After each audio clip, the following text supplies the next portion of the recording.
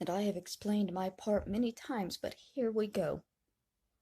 In 2008, I left my husband because he was abusive and he was cheating on me, and I just finally couldn't take it anymore. I was heartbroken.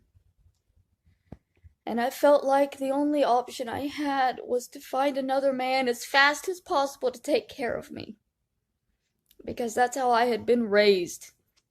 By my mother, by my grandmother, by my aunts. Just find a man. It doesn't matter if the man stays for long. He'll take care of you while he's there. Just find a man. When he's gone, you can find another man. When he's gone, you can find another man. All they are is to take care of us. This is how I was raised. And it was a situation of, even if he's abusive, all he's there for is to take care of you. Even if he's abusive, it's fine. You just need a man. So I stayed married to an abusive man for 4 years, not believing I deserved better. I went on Craigslist and I posted an ad. And I stated that I was schizoaffective, which at the time I was diagnosed as and medicated as. And I explained that I have all of my issues. And a man contacted me in response and told me that his name was Brian. He was near my age.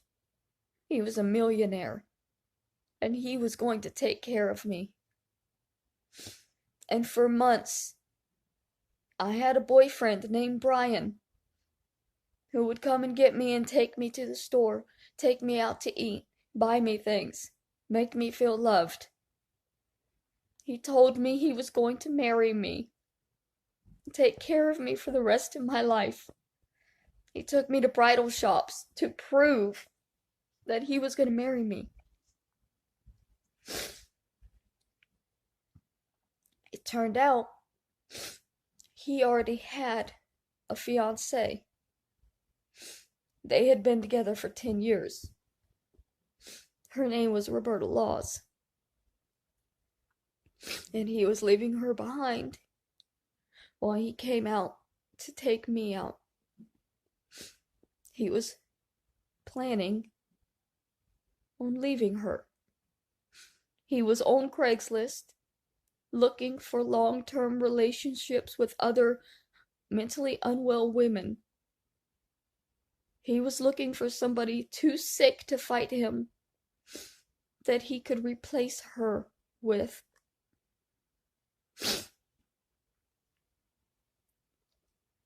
We got into fights. We broke up. And after we broke up, I started receiving messages from him saying that he was somebody else. He sent me messages saying that he was Robin. And that she was very worried about him, and that they were afraid he was gonna hurt himself or kill himself because I had broken up with him, and he just didn't want to live anymore. This is the first time we broke up. He brought me back by pretending to be her and telling me that he would kill himself if I didn't stay with him. Eventually, he moved me into the house, and we started talking about moving her out. I was looking into nursing homes. He said that you couldn't put her in a nursing home because she would kill herself if she was separated from him. He believed, and this is how an egotist and a narcissist believes, he truly believed that she could not live without him, even if they put her someplace else, even in a nursing home or somebody else's house. He believed she could not live without him, and he wasn't going to let her. So I made an appointment with a nursing home to talk to them, and he canceled it. And I went online, and there should be a Yahoo Answers somewhere of me asking about finding a nursing home for somebody who will refuse to eat if they get put in a nursing home, because that's what he told me. He told me she wouldn't eat if he put her in a nursing home. She would starve herself to death, that he had done this before, and they contacted him and said, "You have to come and take her back because we can't handle it. She's going to kill herself in here." I don't know if that's true, but it's what he said. So for a couple of weeks, I lived there and I took care of her and I tried to find a nursing home for her. And things just started escalating. Like, at first I had my Jeep. And then he decided that we didn't need another vehicle in the yard. So he drove me all the way back to my grandmother's to drop it off and leave it there. And then I didn't have a way to get away anymore because the Jeep was gone.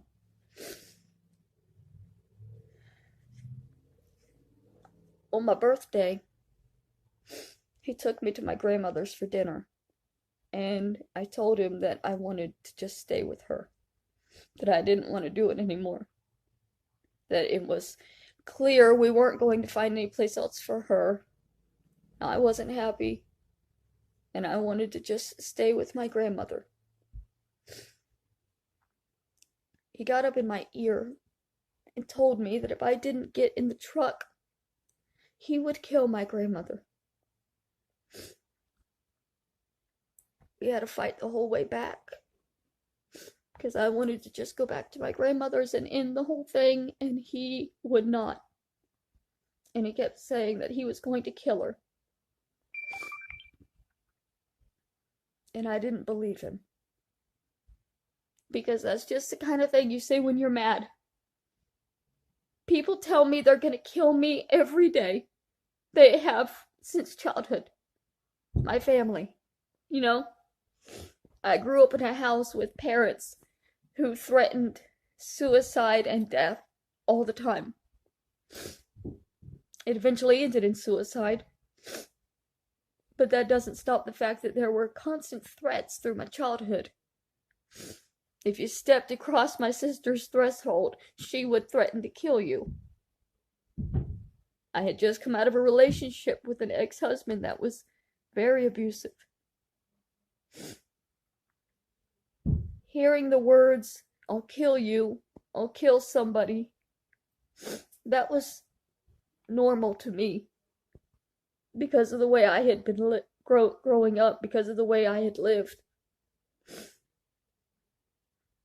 It scared me a little bit, but I didn't take it seriously, because in all of the years somebody had said, "Well, I'll just kill her then." Nobody had ever actually killed somebody. I mean, except for when my dad killed himself, but...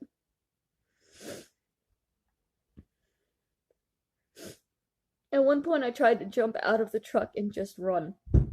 And he had a knife, and he grabbed me and he pulled me back in. And he told me if I ever did that again, he would cut me. He was a big man.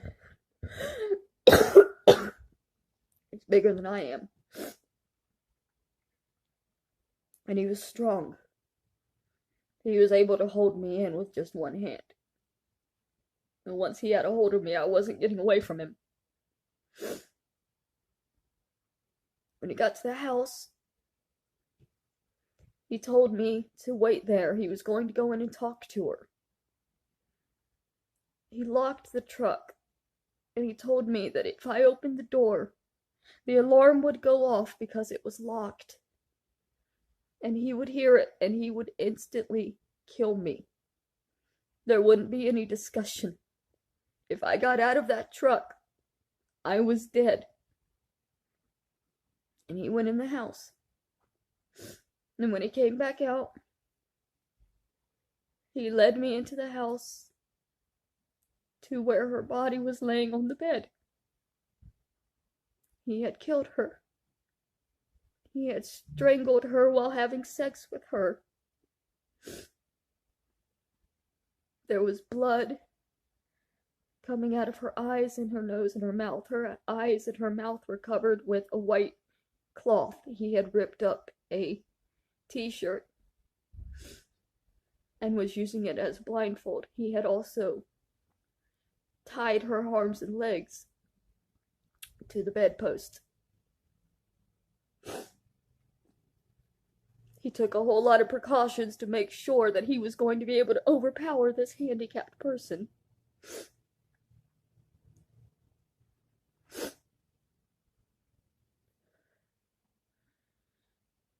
I just kind of went blank. And everything from this moment is foggy. I moved around in a trance doing what he told me to do. I handed him a garbage bag. He pushed a bloody teddy bear into my hand and put my hands into soapy water, and I stood there for a long time with my hands in the water, just standing there. He went outside and dug the grave. I didn't dig the grave. I stood there in the kitchen with my hands in soapy water until he moved me to the couch, where I sat there and stared for the rest of the night as he raped me and fell asleep. He didn't bury her right away. He left her there in the garbage bags on the porch for a couple of days before he put her in there. After he dropped her in the hole, he brought me outside, and he pushed me into the hole. Then he told me that that's where I would be if I ever upset him.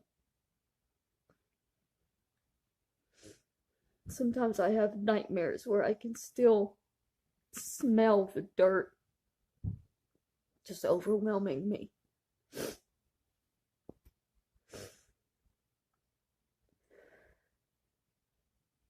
I don't remember going to Goodwill.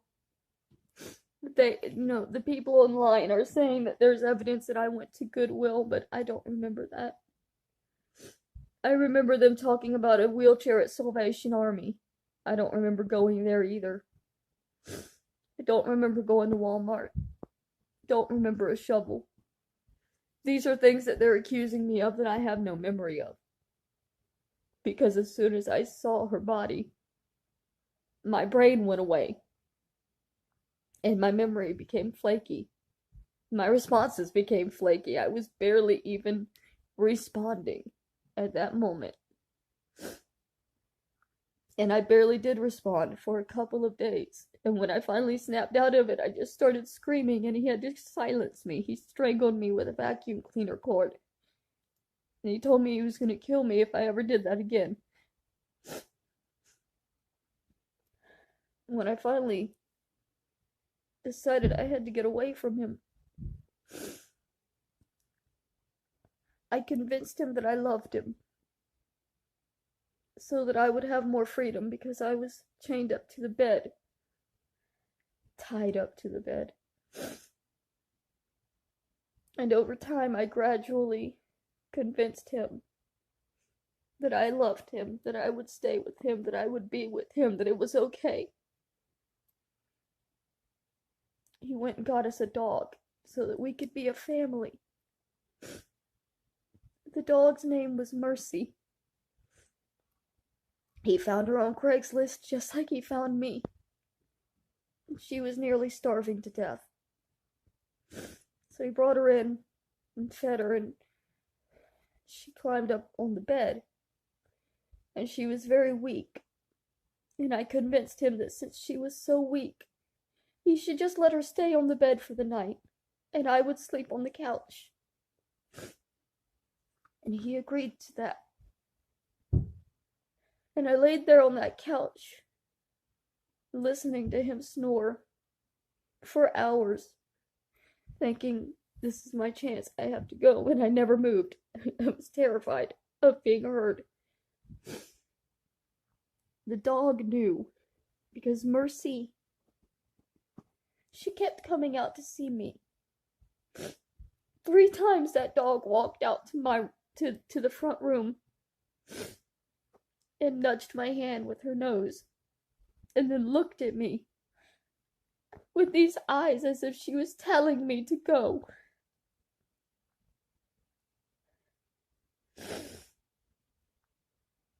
After the 3rd time, I took the message, and I crawled out a window, and I ran to a gas station,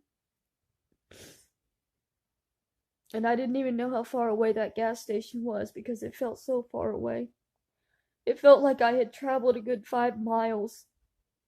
I jumped into the ditch multiple times because I saw headlights and I thought it was him.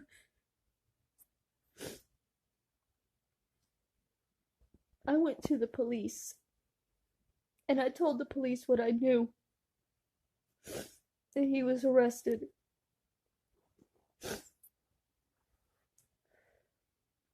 That's the story. Everything else is what they're adding to make it my fault that this happened.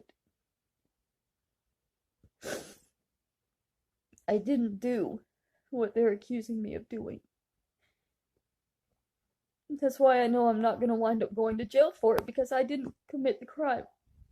If they had that evidence that I did this, they would have presented it the first time it went to trial.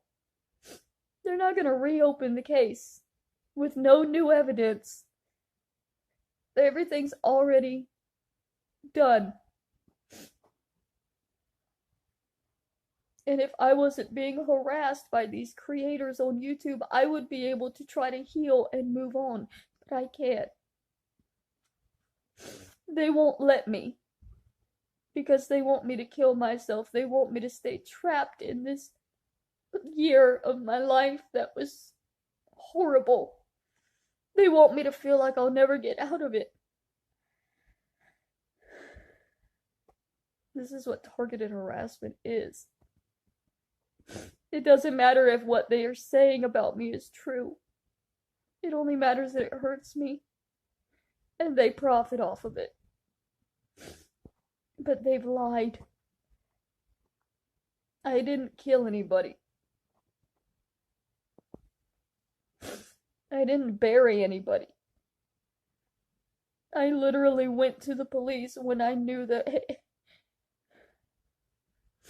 I literally went to the police. As soon as I could. When I went, I wasn't even sure that it was a thing I was going to be able to do. Y'all weren't there. You don't know. You don't know my mind. You don't know his mind. You don't know. But you want to keep pretending you know.